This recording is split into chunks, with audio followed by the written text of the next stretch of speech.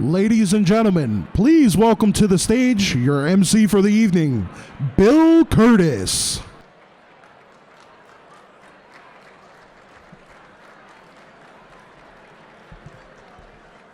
Thank you for that smattering of applause.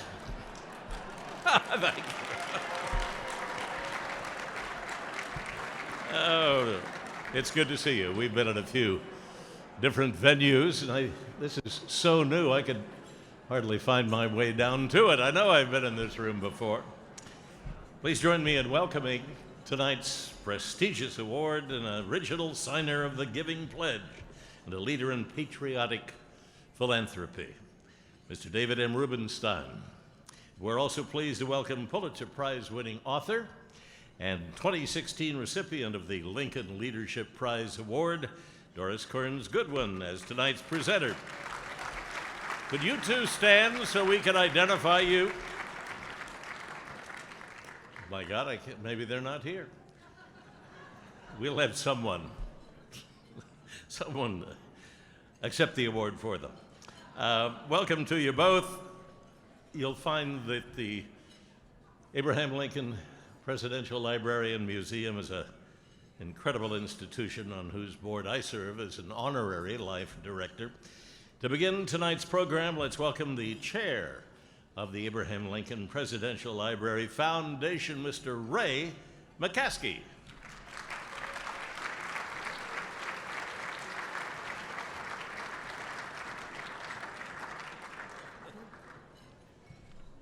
Thank you very much, Bill. And good evening, everyone. Mr. Rubenstein, ladies and gentlemen, it is a great pleasure to see this terrific group gathered this evening. On behalf of our entire foundation board, our interim director, Renee Bretthorst, and our event co-chairs, it gives me great pleasure to welcome all of you this evening. For 20 years now, our foundation has been working to support the Abraham Lincoln Presidential Library and Museum.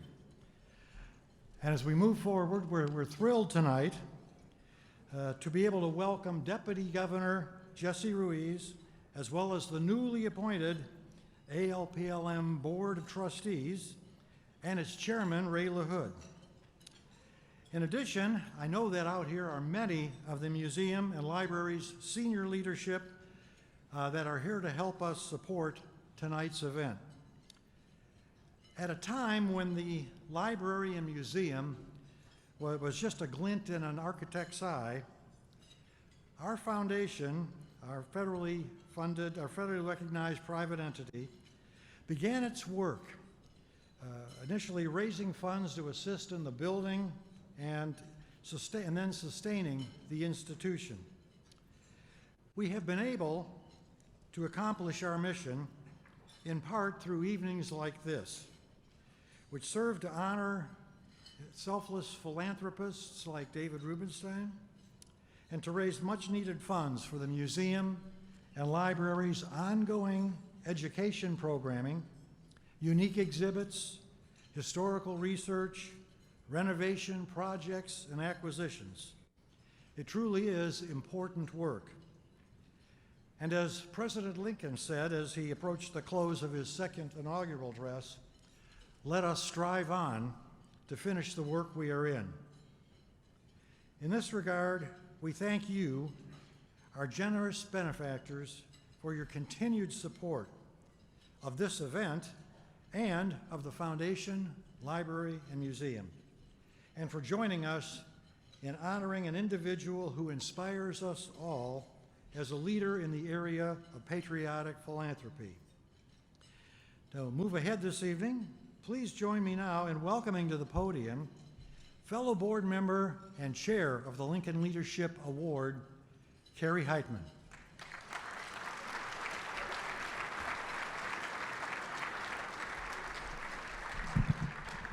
Thanks, Ray. Good evening, everyone. This is really going to be a memorable event. We're thrilled you could be here with us and join us in honoring David Rubenstein. I want to warmly welcome all of you on behalf of the directors of the Abraham Lincoln Presidential Library Foundation, the Lincoln Leadership Prize Committee, and also my fellow co-chairs of tonight's event. I'd like to recognize the co-chairs at this time for their philanthropic spirit and commitment to the good work our museum and library carried out on behalf of Abraham Lincoln. Please hold your applause until I've read all the names, and nobody ever listens, but I always say that. John Now, Silver Eagle Beverages, Wilmer Hale, I knew someone would do that, Wilmer Hale, David Casper, BMO Financial Group, Grant Dixon, the Boeing Company, Chaz Hamill Smith Ebert, the Ebert Foundation, D. Cameron Finley, Archer Daniels Midland, Richard J. Mark, Ameren, Illinois, Ray and Judy McCaskey, Laura Ricketts, Chicago Cubs, Ed Waymer, Wintrust Financial Corporation, Wayne Whalen, Skadden Arp, Slate, Meager and Flom, Miriam Paul Jovovich, and of course, last but not least, my company, NiSource. Applause for that, and applause for everybody. Thank you.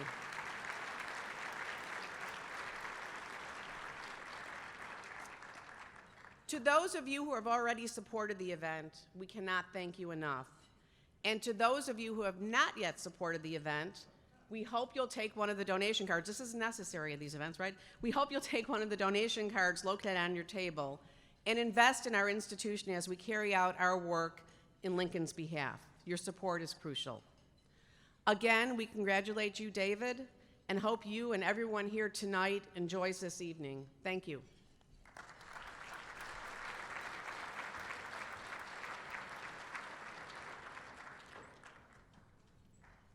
Thank you, Carrie. Residential libraries and museums are critical to our nation's heritage. They not only inform Americans, but people the world over about our nation's history, particularly during the life and times of Abraham Lincoln. The Presidential Library and Museum is dedicated to preserving, protecting, and presenting history, specifically that of Mr. Lincoln, his contemporaries, and the times. In this regard, we honor him 24/7, 365 days of the year through exhibits, symposia, lectures, educational programming, preservation, and yes, even while you're sleeping, we are guarding and storing priceless documents and artifacts. In the months and years, we shall continue working together to ensure the successful completion of the Foundation's permanent home campaign. Build a substantial endowment to safeguard the institution for the future and raise much-needed funds for the programs and projects of the museum and library. Each and every one of our generous individuals and organizations joining us this evening are integral to the museum and the library's existence and our mission to introduce people of all ages to what we call the great American story. I invite you to join us in our worthy and important work and thank all of you for your support this evening as we embark on our journey 2020. We are sincerely grateful. We also hope you will each take time to come to Springfield. The Abraham Lincoln Presidential Library and Museum offers an experience like no other, with more than 50,000 Lincoln-related documents and artifacts, displays, exhibits, and shows. I guarantee you will want to return again and again. Please visit this Disney concept of a museum. The children will love it.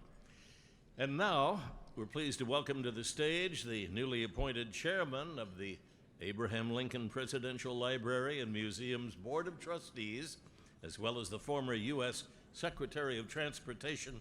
You notice how he gets here early? I expected him to come by a bicycle or train or something. Ray LaHood. Thank you, Bill. Thank you, everybody. Let me add my thanks to all of you for being here and supporting the foundation. I'm going to make three very quick points. First, I want to say a word about the most distinguished author in the room, Doris Kearns Goodwin, who wrote has written many, many things about Lincoln, but to my mind, her best book about Lincoln was Team of Rivals. And the theme, thank you, Doris. the themes that were struck in that book could be lessons learned by many, many presidents, including our present one. But what a book, and what a chronology of how Lincoln served America and really brought the country together. My second point is this. I've been in public service 35 years, served in Congress and in President Obama's administration, and I can tell you, there is nobody more philanthropic, nobody more generous to our country and particularly to Washington, D.C. than David Rubenstein. And the classic example,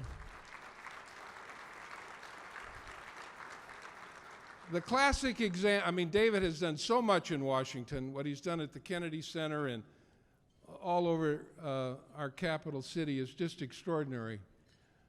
But believe it or not, there was an earthquake in Washington a few years ago.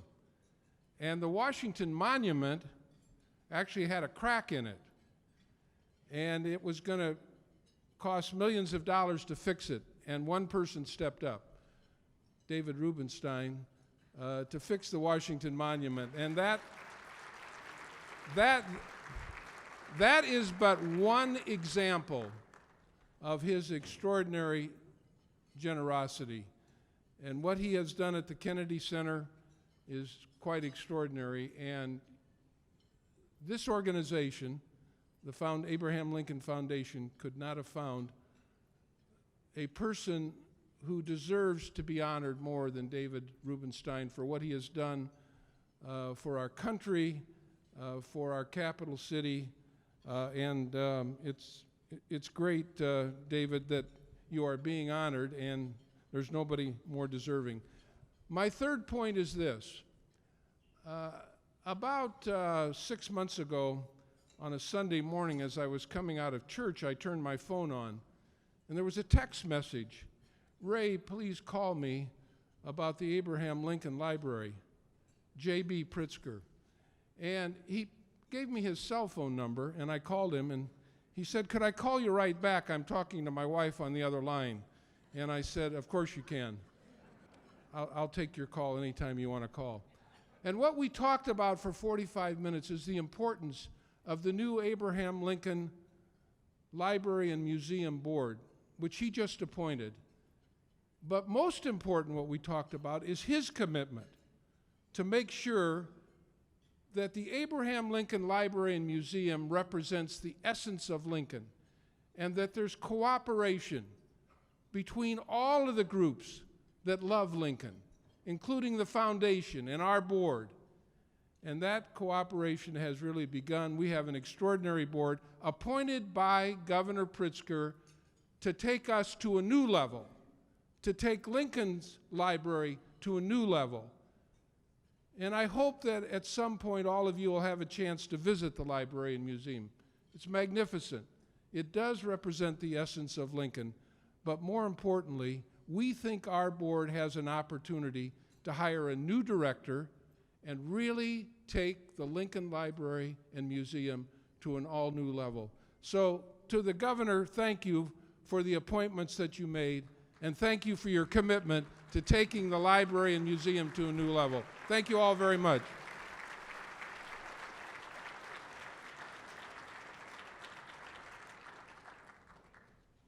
Thank you, Ray. I do remember that earthquake. I think it was 3 years ago in Washington, D.C. There were more people on the Mall than in the history of Washington, D.C.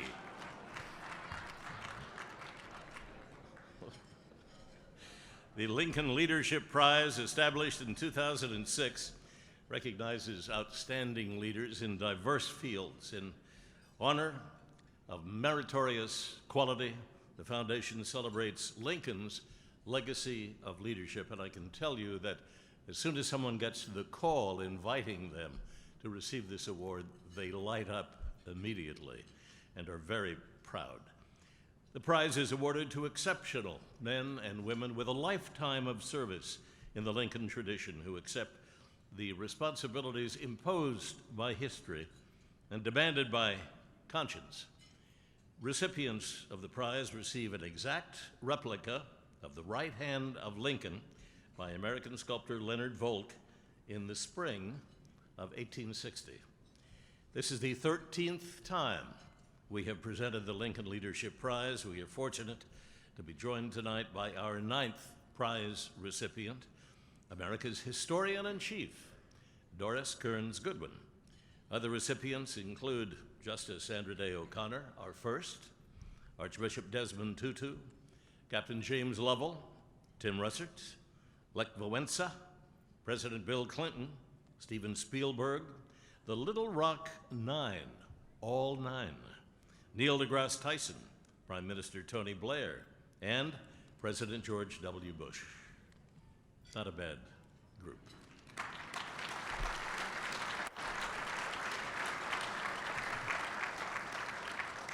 In challenging times, Abraham Lincoln relied on his friends and family to buoy him, and even once said, "The better part of one's life consists of his friendships." David, you have countless friends and colleagues who were eager to recognize your dedication to giving back. So many that we had trouble narrowing down the list. Here are just a handful who wish to pay tribute tonight on this your night.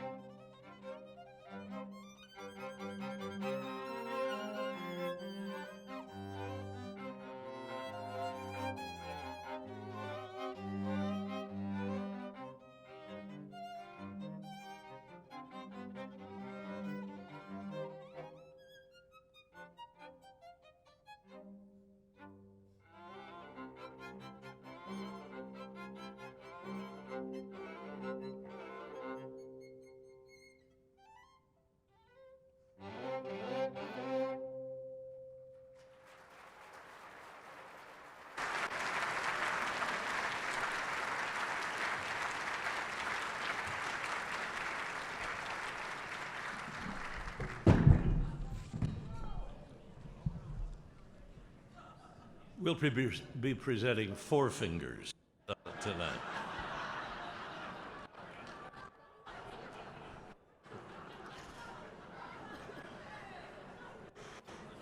You know, there's one good thing about a bronze sculpture. It's yours forever, David. That was a beautiful performance of Beethoven's String Quartet, number 4, Movement 4, performed by Chicago's own Merit School Ensemble.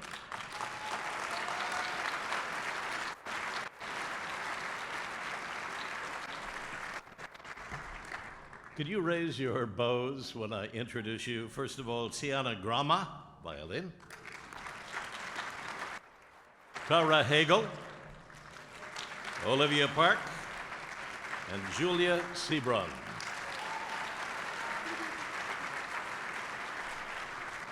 David, I know you have a passion for classical music. We hope you enjoyed this evening's special performance. To the ensemble playing, in addition to my performance here. Merit, you'll be interested to know, engages 3,000 students from across our community, like the diversity of our great city. So we want to thank you to the Merit School of Music Ensemble. How about a nice welcome?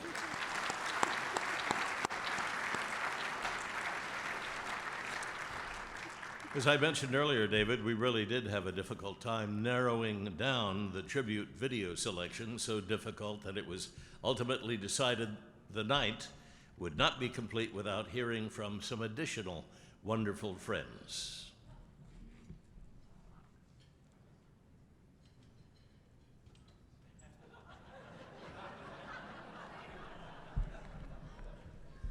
It was a sign of some kind. I don't know what it was, but the Lincoln Leadership Prize will be presented this evening by an honorary life director of the Abraham Lincoln Presidential Library Foundation Board and longtime friend of David Rubenstein, Doris Kearns Goodwin.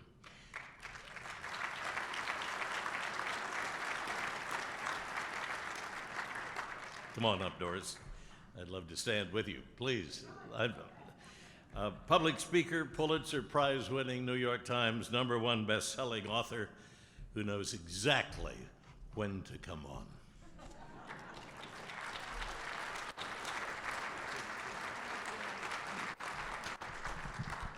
Hello, everyone in Lincoln World. I am absolutely delighted to be here tonight to talk about David Rubenstein, for it's hard for me to imagine a more deserving person to receive the Lincoln Leadership Prize. Indeed, I think if we could catapult ourselves back to the 19th century, Abraham Lincoln would say to all of us, "Hooray, this is exactly my kind of guy." To begin with, Abraham Lincoln believed that the test of American democracy was whether the people had an open field to rise to the level of their hard work and intelligence, which is exactly what young David was able to do. Born in a blue-collar family in Baltimore, Maryland, his father a postal worker, his mother a homemaker, he dreamed of securing scholarships to go to college, and he had the intelligence and the ethos of hard work to make that dream come true. He graduated magna cum laude from Duke and then went on to the University of Chicago Law School, where he was an editor on the Law Review. I can easily imagine how well he did in school, for during my conversations with him at the Library of Congress about Team of Rivals and the Bully Pulpit, I swear he was able to recall word for word several of the passages of the books I had written better than I could. While David initially followed the traditional path of joining a law firm, a desire for public service had been awakened in him by John Kennedy's inaugural and the spirit of the 60s, the era of the Peace Corps, the Civil Rights Movement, the beginnings of the women's movement. He served as chief counsel for a Senate subcommittee on constitutional amendments, and then went into the White House as Deputy Assistant Counsel to President Carter for domestic policy. It was a great, fulfilling job, and he believed, he said, he was doing good for the public. But as he later quipped, the voters obviously felt 4 years of his service was more than enough, for when the public denied Jimmy Carter's second term, young David's government service came to an abrupt end.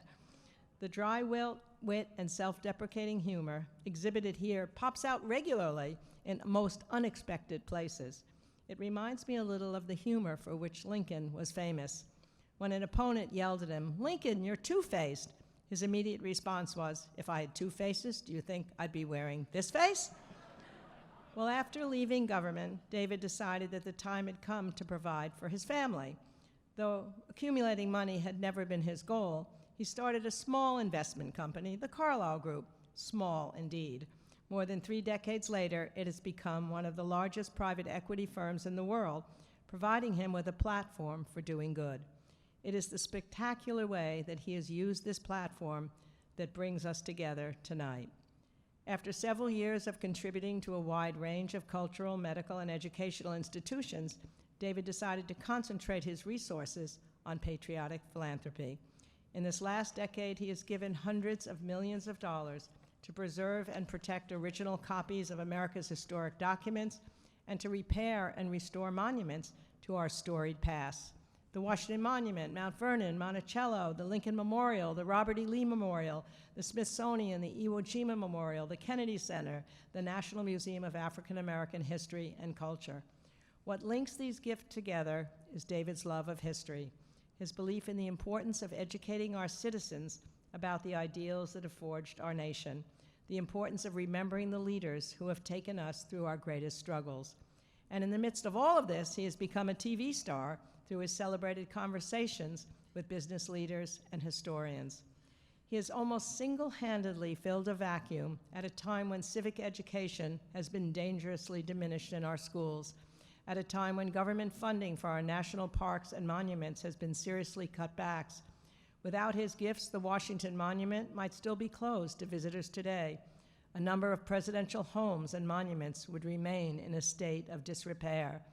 Only a week ago, he announced a huge gift to renovate the Jefferson Building so that Jefferson's 6,000-book library can be front and center when visitors enter the doors, so young people can be surrounded by the love of books that shaped the man who wrote the Declaration of Independence.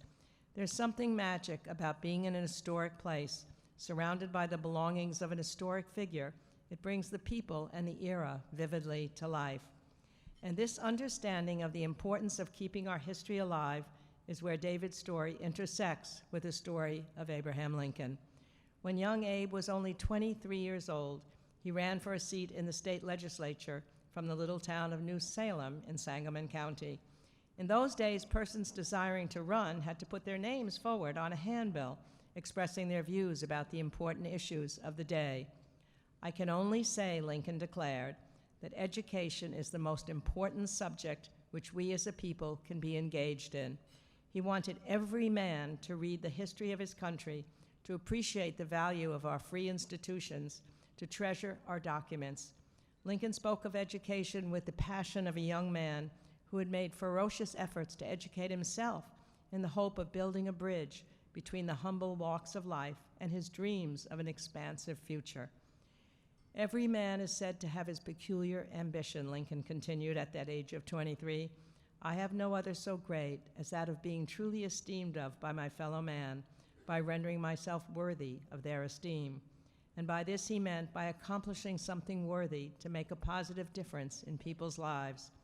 6 years after first declaring his peculiar ambition, 6 years after that first run for the state legislature, he spoke at 29 years old on the nature of ambition and the thirst for distinction in a now famous address at the Young Man's Lyceum in Springfield.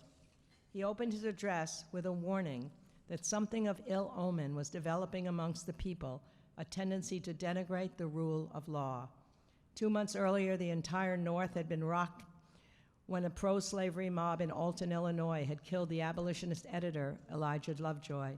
In Mississippi, a group of Negroes suspected of inciting insurrection were hung, as was a group of whites suspected of aiding the Negroes. He feared that in the chaos of mob-like behavior and anxious times, ambitious men of the likes of an Alexander, a Caesar, or a Napoleon would likely seek distinction by boldly setting themselves to the task of pulling down. To counter that troublesome ambition of such men, Lincoln called upon his fellow Americans to renew the framers' values and to embrace the Constitution and its laws. Let reverence for the laws be breathed by every American mother, taught in every school, preached in every pulpit, he said. The great bulwark against a potential dictator is an informed people attached to the government and the laws. This argument takes Lincoln back to that first statement to the people of Sangamon County when he spoke of education as the cornerstone of democracy. Why was education so central? Because, as he said then, every citizen must be able to read history to appreciate the value of our free institutions. And reading about the Revolution and the making of the Constitution, he then said, was urgent, more urgent than before, because the remembered scenes of the Revolution were fading. Indeed, Lincoln declared that the story of America's birth, the story of George Washington, should be read of and recounted so long as the Bible shall be read. It is to David Rubenstein's great credit that in 1,000 ways he has helped us to do precisely what Lincoln pleaded with his fellow citizens to do, to keep our past alive, to learn from our struggles and our triumphs. All his life, Lincoln had dreamed of accomplishing something worthy so that he would be remembered after he died. But even Lincoln could never have imagined how far his memory would reach. I was thrilled to find an interview with the great Russian writer Leo Tolstoy, given to a New York journalist at the turn of the 20th century, that allowed me to end Team of Rivals with this interview rather than Lincoln's death. Tolstoy said he had just come back from a remote area of the Caucasus, where there were a group of wild barbarians who'd never left that part of Russia. They were so excited to have Tolstoy in their midst, they asked him to tell stories of the great men of history. So he said, I told them about Napoleon and Alexander the Great and Frederick the Great and Julius Caesar, and they seemed to love it. But before I finished, the chief of the barbarians stood up and said, but wait, you haven't told us about the greatest ruler of them all. We want to hear about that man who spoke with the voice of thunder, who laughed like the sunrise, who came from that place called America that is so far from here that if a young man should travel there, he would be an old man when he arrived. Tell us of that man. Tell us of Abraham Lincoln. Tolstoy was stunned to know that they had heard of Lincoln in this remote corner, but he told them everything he could. And then the reporter asked, so what made Lincoln so great after all?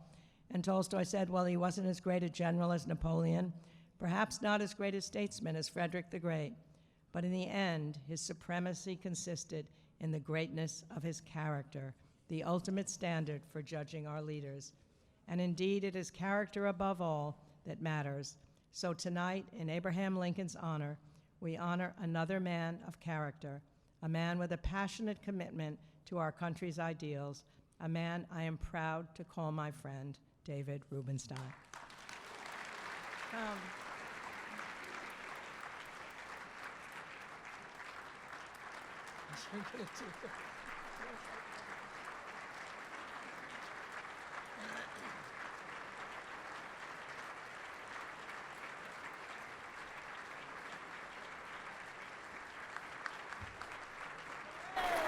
Okay? Don't. Thank you very much. Thank you. Thank you very much. Please sit down. So, don't you just hate it when people say so many great things about somebody? You know it can't be true, and it's not. I'm not that good. I didn't, they could have gotten all my enemies on those films, and it would have taken a longer time. And I'm not that funny either. So please relax. And I know you're waiting for dinner, so I won't be that long. But I do want to read a letter that I received earlier today from Abraham Lincoln. Dear David, I'm sorry that I cannot be with you tonight, but I promised to visit with George Washington to watch the debates with Thomas Jefferson and James Madison.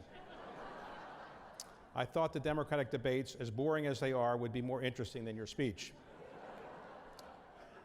But I hope you will convey to Doris how much I enjoyed her book, Team of Rivals. There have been about 15,000 books written about me, but that is without doubt my favorite book.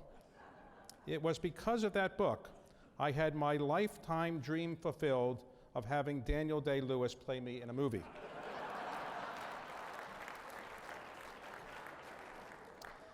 I want to thank the Lincoln Library and Museum for instituting the Lincoln Prize, and hope you will convey tonight to everyone that I thought Doris was a much more deserving recipient. And frankly, it would not have occurred to me then anyone in private equity would deserve this award named after me. But I might be old-fashioned. So enjoy this evening, but please make sure that next year they don't lower this to go to a hedge fund person as well.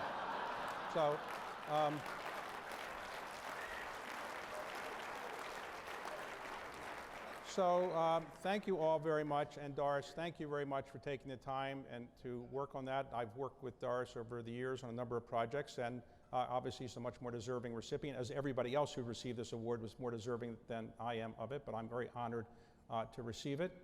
I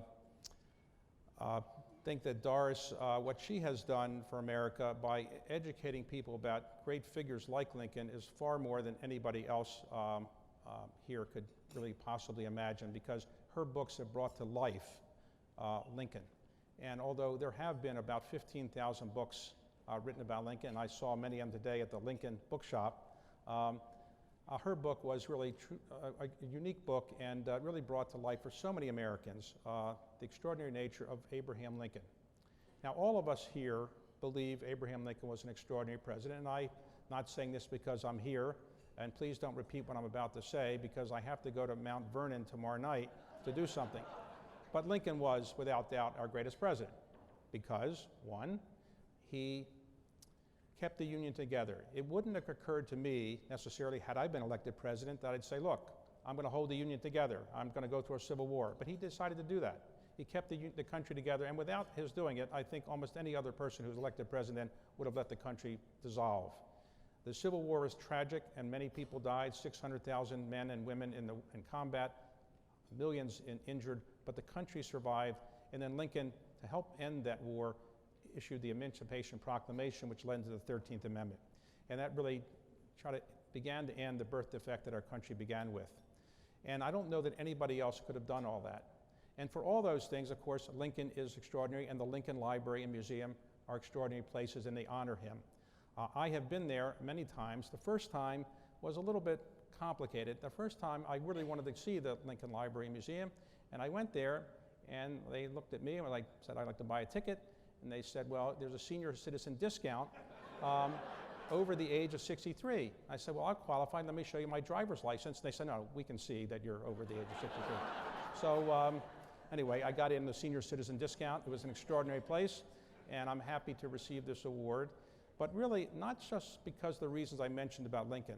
The reason I admire Lincoln is not that he held the country together, which he did, and not that he issued the Emancipation Proclamation, which very few others would have done, and not that he supported the end of the slavery with the 13th Amendment, and not just because he gave the last full measure of devotion to our country, which he certainly did. In fact, he was killed almost certainly because right before the death, John Wilkes Booth heard him say that he actually began to think that maybe we should begin to let the freed slaves have a right to vote. And that's what really set off John Wilkes Booth. But it's the other qualities of Lincoln that I've admired over the years. The things that we could really look for in our leaders everywhere, certainly in Washington. What are those qualities? Number one, humility. Lincoln never said, I'm the greatest. He never said, I'm the biggest. I never said I have the biggest crowd attending my speeches. He was a humble man. And he would say, I have much to be humble about. But he was really humble. And humility is a virtue that is, I think, overlooked a lot today by people trying to tell everybody how great they are. Now, it's hard for me to sit here and say, I'm humble too, when you listen to all these people and talk about me. But believe me, they're exaggerating. It's not that good. He was also a person who had self-deprecating humor. Now, the best humor, John Kennedy was perfectly good at this as well, is self-deprecating humor, making fun of yourself because you don't take yourself too seriously. And as Doris indicated, Lincoln was a master of that. And I really admire his ability to make fun of himself. Humility and self-deprecating humor go hand in hand. And they're qualities I've always admired in politicians and in public figures, but particularly Lincoln's grasp for those skills. I've also admired Lincoln because of his mastery of words. The Gettysburg Address, 272 words. You wouldn't replace a single word. It was brilliant. And it really symbolized what this country was all about. Who could have said it better than Lincoln? 4 score and 7 years ago, our fathers brought forth on this continent a new nation, conceived in liberty and dedicated to the proposition that all men are created equal. And he believed in that. And ultimately, he lived up to that promise by issuing the Emancipation Proclamation and also making certain the 13th Amendment was supported and ultimately was ratified after his death. So I really think that his mastery with words is something that we don't see today. Very few people can master words and use them so sparingly. And I admire that quality as well because he did it without a formal education. And the fourth quality I really admire is his ability to read. I tell people my life got to be better because I learned how to read at an age that's appropriate, but my family didn't have money for books, so I got a library card when I was 6 years old. You were allowed to take out 12 books in Baltimore. I would read those 12 books one day, and I had to wait another week to take out another 12 books. But it was reading that exposed the world to me, and it's reading that I now enjoy so much through my work at the Library of Congress. And I'm sad to say that 24 million Americans, or more than 24 million Americans, it's about 13% of Americans cannot read or write. Say that again. 13% of adults in this country cannot read past the 4th grade level. That's sad. 30% of people who can read and who graduate from college never read another book in their life. 30% of people who have a college degree after they graduate from college never read another book in their life, called illiteracy. Lincoln was the opposite. He didn't have a formal education, but he loved reading. He would walk miles, as Doris pointed out in her book, to get a book. He loved Shakespeare. He loved the classics. And he was able to absorb this enormous amount of knowledge he got. And he taught me and taught many others that don't ever let your brain atrophy. Always read, read, read, read, make your brain much better. That's a quality I really admire him. I also admire in him the respect that he had for others. We don't see that as much as we should have in Washington. Lincoln never really accused other people of terrible things. He respected everybody. When people wanted to come to the White House, he would meet everybody. He met African Americans in the White House, a very unique thing in those days. He met any citizen who had a reason to come to the White House or no reason to come to the White House. He would meet them. He respected his opponents. He respected the people that he was fighting against the Confederacy. He respected even his own generals, who at times were not so loyal to him. He showed respect for other people, and that's a quality we don't see in Washington as much as I think we should have. And I also respect, of course, the quality that he was, above all, a patriot. He believed this country, and he believed in our Constitution, and he believed in its values, and he gave his life for those values. Those are the qualities that make Lincoln deserving of having any prize named after him, and it's the qualities that I so admire in him. And the point that was made earlier about his love of history. His love of history was extraordinary because he really didn't have a formal education. He learned it all himself. And it was hard for him to get books, and it was hard for him to get access to books from time to time. But he did it, and he made the country better because of it. And I'll close with a comment about our own lack of knowledge of history. And it's a sad situation, but you can graduate from almost any college in the United States today without having to take an American history course. You can major in history in almost any college in the United States today without having to take an American history course as a major. And we don't teach civics very well either anymore. We've kind of eliminated that. The results of this are things like this. 3/4 of Americans in a recent survey could not name the 3 branches of government. 75% of Americans could not name the 3 branches of our government. 1/3 of Americans could not name 1 branch of our government. 10% of American college graduates in a recent survey said that Judge Judy is a member of the United States Supreme Court, which I hesitate to add is not yet the case.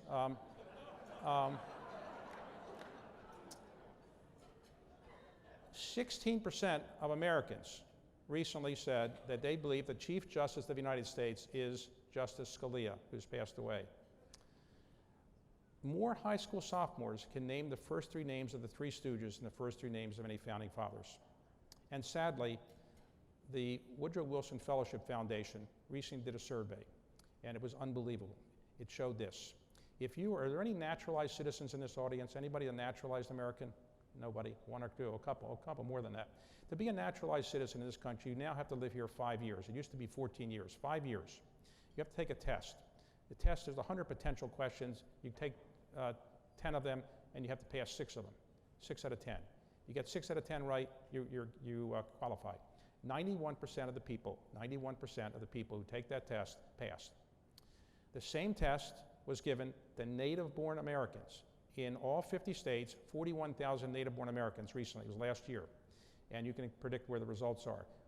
In 49 out of 50 states, a majority of Americans could not pass the basic test that the citizenship test that a foreigner has to take. They couldn't answer correctly questions like, who was the first president of the United States? This is in 50 states. Only one state, in Vermont, could a majority of citizens pass. So we have a long way to go. There's not much that all of us can do that's going to make a big difference overnight. But I do think that we should think about what we can do more to learn about our history, because as George Santayana, famous Harvard philosopher, said, those people that don't remember history are condemned to relive it. And so what I've been trying to do recently is educate people a little bit more about it. And one of the groups I'm trying to educate is the people who actually make the laws, our members of Congress. And I think I've tried to do this in a number of ways, but one way I'll mention, and I'll just, without plugging my book, I will just say that for the last 6 years, once a month, I have an event at the Library of Congress where I interview great historians like Doris Kearns Goodwin. I've done it twice with her, but others are great historians as well, like John Meacham or Ron Chernow or David McCullough or Robert Caro, and ask them to let me interview them about their great books in front of members of Congress. We get 300 or so members of Congress. I ask them to sit with people from the opposite party and the opposite house so they get to know each other. No press is there, so nobody will see that they're talking to somebody from the opposite party. And it's amazing. These members of Congress, whatever you might think about them, they actually care about American history. They come with their dog-eared copies of the books. They want them autographed just like anybody else. They ask questions after my interview's done. Their questions tend to be more statements than questions, but still, they are interested, and this book that I put out now called The American Story summarizes some of those, including the ones with Doris Kearns Goodwin. And I'll tell you how our history changed a little bit by just mentioning one person I interviewed, John Roberts, the Chief Justice of the United States. I thought that members of Congress should know more about how the Supreme Court operates. So he wasn't a great historian like Doris Kearns Goodwin, but I thought it was important that members of Congress actually know how the Supreme Court works. So I asked him to do this because I've been the chairman of the Smithsonian. He's the chancellor of the Smithsonian. I've had a chance to work with him over the years. And so I said to him at the beginning of the interview, Mr. Chief Justice, did you always want to be a Chief Justice of the United States when you were a little boy? No. Well, did you want to be an Associate Justice of the Supreme Court? No. Well, did you want to be a judge? No. Well, did you want to be a lawyer? No, I didn't want that either. Well, what did you want to be? I wanted to be a historian. All I cared about was American history. I thought that was the most interesting subject. I loved it. That's all I cared about. My father said, John, there's no money in being a historian. You'll write books that nobody will read. Obviously, his father didn't know Doris Kearns Goodwin. But so little John said to his father, but that's what I like. That's what I want to be as a historian. His father said, well, you know, how can you support your family? He said, I don't care about it. I'm not going to have a family. I just want to be a historian. So little John grew up and went off to Harvard, and he majored in history. He came back from spring break his sophomore year, got off in the plane at Logan Airport, got in the cab, and said to the cab driver, take me to Cambridge. Cab driver said, are you a student at Harvard? Yes, I am. What are you majoring in? Majoring in history. Cab driver said, well, when I was a student at Harvard, that's what I majored in also. So John went to law school. So I want to thank all of you for coming this evening. All of us share a passion for our country, and all of us share a passion for making certain that people know more about our country, and we have a passion as well for letting people know that people that had the qualities of Lincoln, humility, self-deprecating humor, respect for other people, interest in history, interest in reading, and interest in our Constitution, our country's history. Those are the kind of people we want to have as our representatives, but we also want to have them as citizens. And we hope everybody here emulates those kind of people. Thank you very much for this award. I take it with great humility. Thank you. Okay. Thank you. Thank you. Okay. Thank you. Thank you. I think we chose the right. Okay. Okay. Thank you.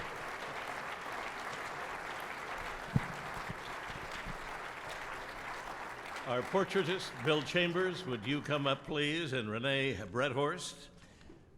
David, we have a tradition here that you not only give a wonderful speech as you did, and then we go to dinner. But we have an unveiling of a portrait of you to present. Wow. And Okay. there it is. Okay. Oh, my God.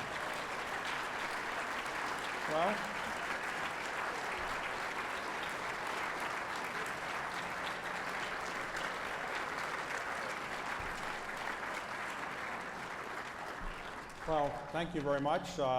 That's pretty good. I didn't pose for it, so I don't know how the author, how. You were at the university. What? Yeah, well, that's right. Yes, that was very quick. That was, I just spent, what was it? 45 minutes, and that was it. Incredible. No, you're a pretty talented artist. So, thank you all, and let me just say I'm very humbled by it. It's a terrific piece of work, and it should be, your work should be in, the National Portrait Gallery. It's perfect. I just wish I hadn't dyed my hair gray. I should have, for the photo, I should have let it be its natural dark hair. But anyway, thank you all, and I would just have you think about this, something I'd like you to all think about. All of you are, if you're here, you're obviously people who have been reasonably successful in life, or you probably wouldn't be here. And so we're all privileged, and we all should be appreciative of the fact that we're here. And philanthropy, as you heard from Doris, Kearns, Goodwin, it's my view that philanthropy really, and from others, from Renee Fleming, is really, it's a derivative of an ancient Greek word that means loving humanity. And you don't have to be wealthy and write checks. You can love humanity with giving your time and energy and ideas. And I think all of us should think about what more we might be able to do, each person, to give back to our country just a little bit more than we've already done. And I always think about this man who was sitting at his breakfast table in 1888 in Stockholm. And he was reading the newspapers. And his name was Alfred Nobel. And he read his obituary. Now, his brother had died, and the newspaper, fake news, got it wrong. But it said, "Merchant of Death, Alfred Nobel, the inventor of dynamite, is gone." And he didn't like what he read. So he resolved, I've got to do something different, so when I do die, my obituary will be better. So if all of you could read your obituary tomorrow and you weren't sure you're happy with what would be written, what would you like to do about this? To do something to make that obituary be something that your children, your parents, your siblings would be proud of, because in the end, we're here for a short period of time, and so we want to do something that makes the world a little bit better place. I hope all of you will think about what more, a little bit more that you might be able to do to make the world a better place. I know all of you have the capability of doing so. Obviously, if you're here tonight, you care about our country's history, you care about Lincoln, and you care about the kind of values we share together. So thank you very much for this. Thank you for this evening. Okay. Please enjoy dinner. After dinner, we'll have a special announcement. Wow. So how long did it take you to do that?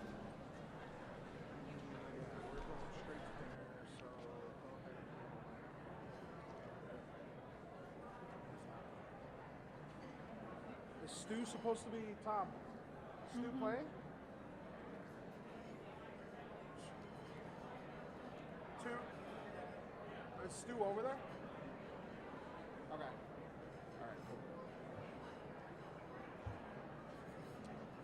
All right. Yeah, go to presentation 1. Awesome.